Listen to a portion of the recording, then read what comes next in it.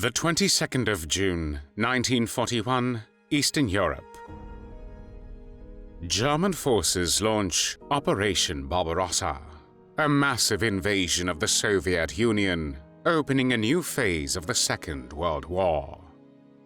Armies advance rapidly across vast territories, cities fall within days, and behind the front lines follows a system of terror aimed not only at defeating an enemy, but at destroying entire populations. In the summer of 1941, the city of Lviv is taken by German troops and quickly transformed into a place of persecution, forced labor, and mass murder. Jewish families are rounded up, beaten in the streets, and driven into ghettos and camps, while German authorities establish control through fear and violence. Among the sights that emerge in this occupied city is the Janowska camp, where thousands of prisoners are exploited, tortured, and killed. Inside the camp stands a villa, home to the camp commandant and his family. From its balcony, the commandant's wife watches the prisoners below and takes part in the violence herself, shooting inmates as they work, turning killing into part of her daily life. Her name is Elisabeth Willhaus. Elisabeth Willhaus was born in 1913 as Elisabeth Riedel into a working-class family in the Saarland, an important German industrial region marked by ironworks, economic struggle, and political instability. Her father worked as a senior foreman, and her upbringing followed a strict but ordinary path shaped by discipline and modest expectations. She attended Catholic school and received a basic education. Thanks to her background, her early adult life showed little directional stability. She worked on a farm, helped in households, and later trained in cooking and domestic management. Yet none of these roles provided satisfaction or a sense of purpose in her life. She moved from one job to the other, never settling, always searching for something that would lift her beyond the limitations of her origins. Her wages remained low, her work unremarkable, and her future uncertain. Adolf Hitler and his Nazi party came into power in January 1933. Elisabeth's life changed 1 year later when she entered the world of Nazi journalism. Within the environment of a Nazi party-controlled newspaper, Nationalsozialistische Zeitung Rheinfront, she found more than employment. She found belonging, structure, and a clear path forward. The Nazi movement offered identity and opportunity, especially for those willing to embrace its ideology fully. It was here that she met Gustav Willhaus, a man whose personality and ambitions reflected the brutal energy of the movement itself. Gustav had already built his identity within Nazi paramilitary organizations. He had joined the SA, the Sturmabteilung, which functioned as the street-fighting force of the Nazi Party in the early 1920s, and later became a member of the SS, the Schutzstaffel, which would grow into the central instrument of terror, policing, and extermination within the Nazi regime in Germany. He was known as aggressive and violent, a man shaped by street fights and ideological loyalty to the Nazi Party, rather than education or refinement.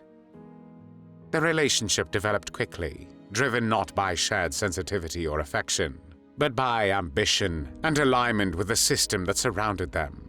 Both saw Nazism as a path out of their ordinary lives.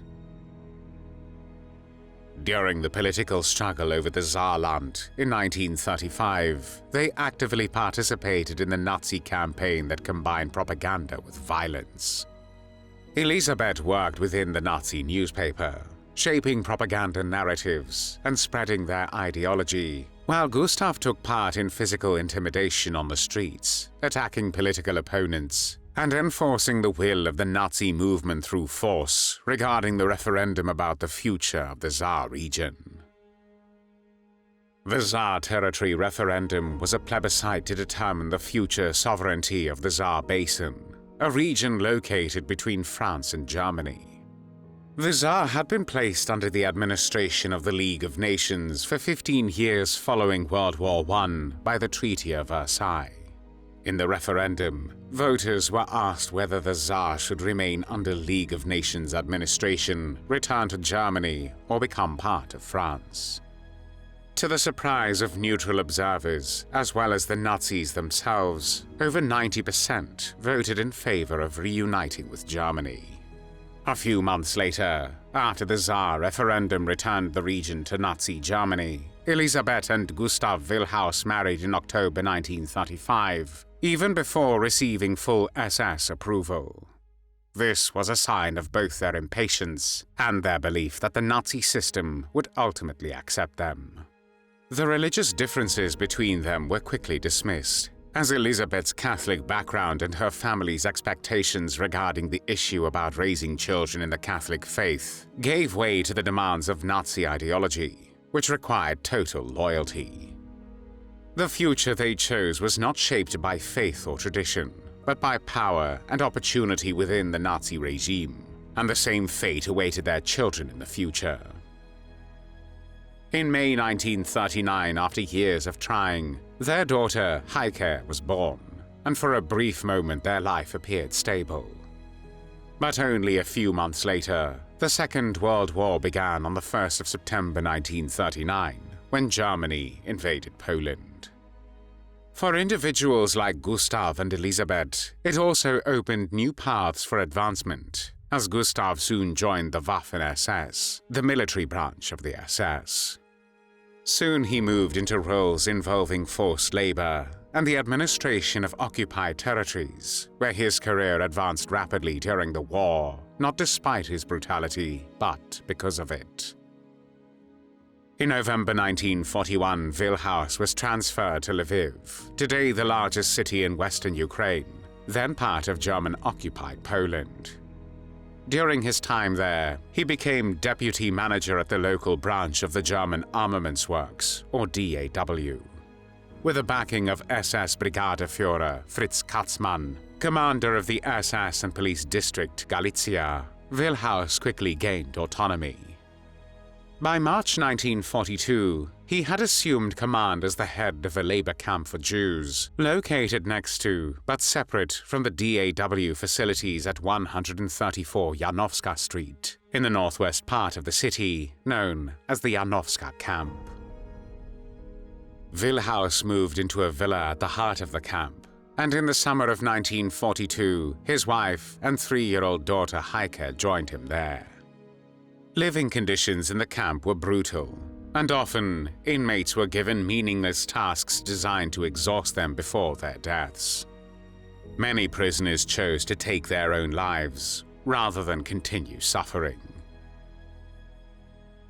Upon returning from work, prisoners were forced to run back into the camp.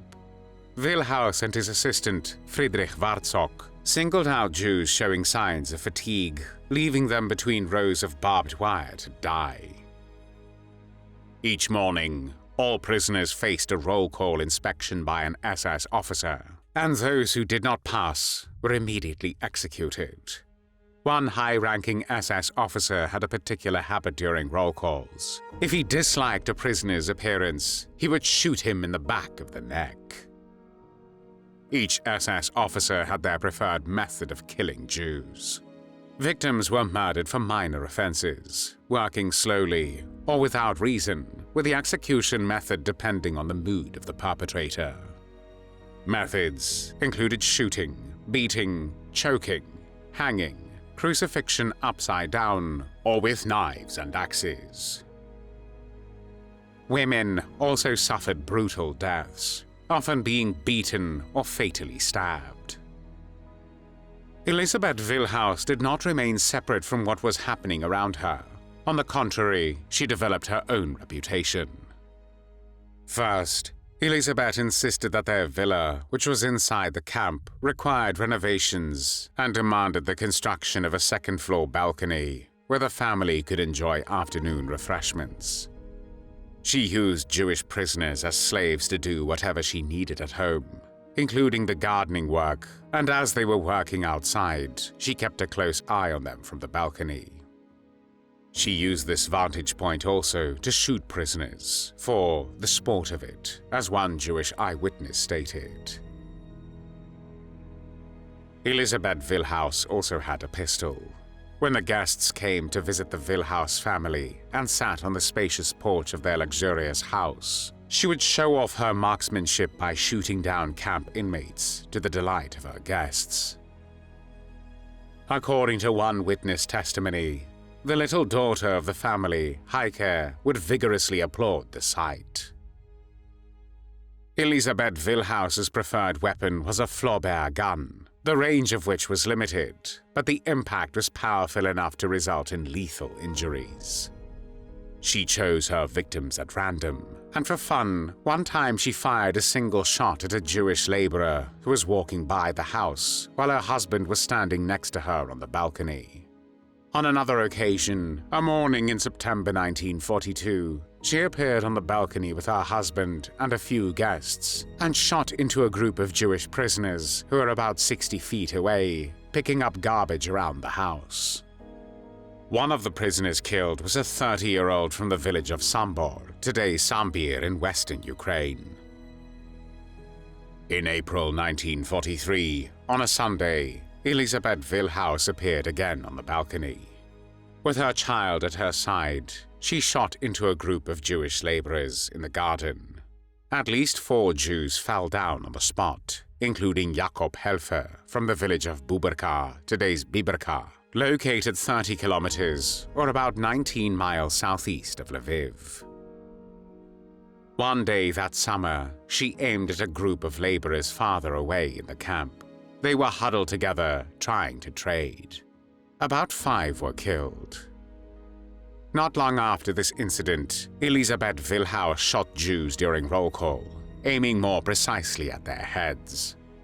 According to post-war investigators, she also aimed at the hearts of Jews sick with typhus and shot them at close range. The same statement that was made about her husband's actions can be said about Elisabeth's actions. She killed people as easily as a wood chipper cuts wood.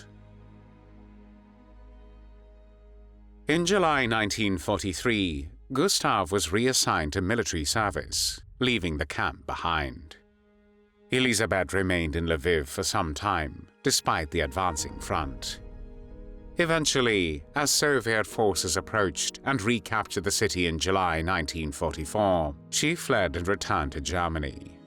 On the 29th of March 1945, her husband, Gustav, was killed in Steinfischbach, 60 kilometers or 37 miles northeast of Frankfurt, in the west-central part of Germany. After the war ended, in May 1945, Elisabeth Willhaus, now a widow, was left alone with a small child and without any financial support. For a time she lived with her family, relying on their support as she tried to rebuild her life in a country devastated by defeat. By 1948, she remarried, choosing a lawyer as her new husband, and together they attempted to establish a stable future by opening an automat business. However, their efforts were marked by irregularities, and when war crimes investigators eventually located her in 1964, they discovered that both she and her husband had already attracted attention for petty crimes and business-related violations. Despite the growing number of testimonies describing her actions during the war, Elisabeth Willhaus was never brought to justice. Investigators faced a critical obstacle. Her role in the Nazi system had never been formalized through an official position, which meant that no written records directly linked her to the crimes she had committed.